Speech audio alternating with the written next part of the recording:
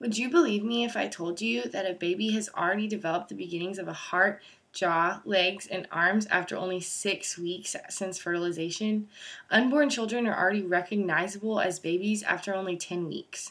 Today I'm going to be telling you why abortion is cruel to the unborn child and harmful to the mother and other loved ones that are affected.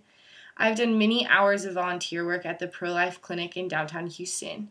This experience has provided me with an education of the abortion argument, personal testimonies, and a better understanding of the echoing effects that abortion has on individuals and our country politically.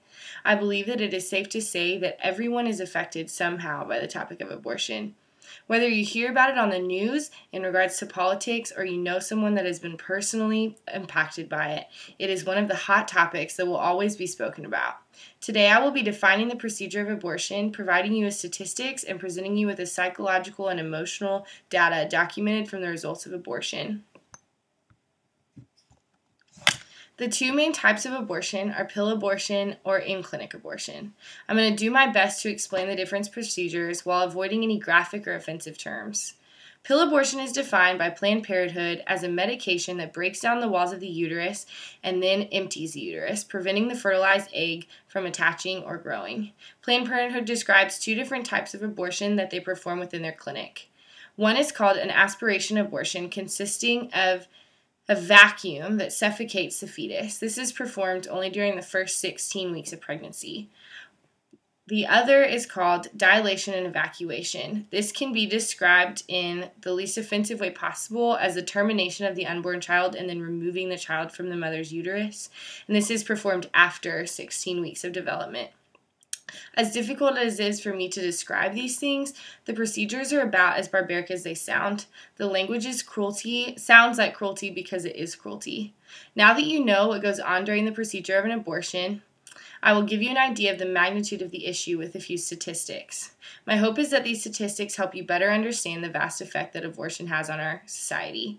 Over 48 million abortions have been performed in the United States since the Roe v. Wade decision, and according to a Health Day article, approximately 42 million abortions are performed each year worldwide. What can we compare these numbers to? It would be like 342 Hiroshima-type nuclear attacks to kill as many people as abortions have since the Roe v. Wade decision, or 73 times more Americans have died in battle in the last 12 wars combined. And according to the Guttmacher Institute, almost 1 in every 4 American babies are aborted. The statistics prove how vast the issue of abortion is and how the world has been affected by the choice of abortion.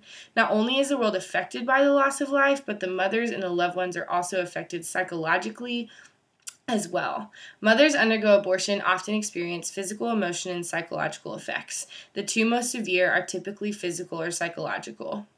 The American Pregnancy Association cites the following serious effects of abortions: scarring of the uterus lining, infection, damage to the cervix, damage to other organs, or even death.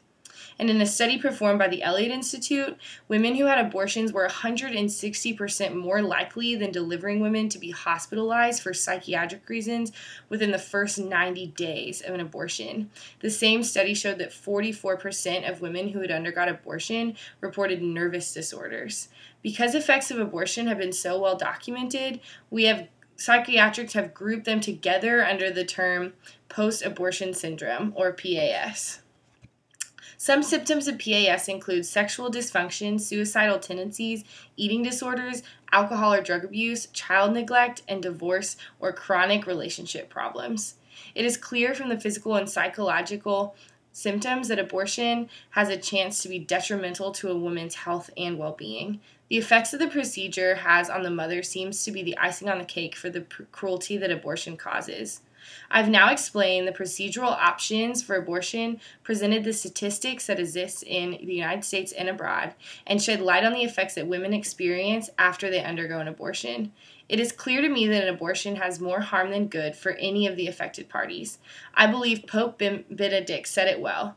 Society as a whole must defend the conceived child's rights of life and the true good of the woman who can never, in any circumstance, find fulfillment in the decision to abort.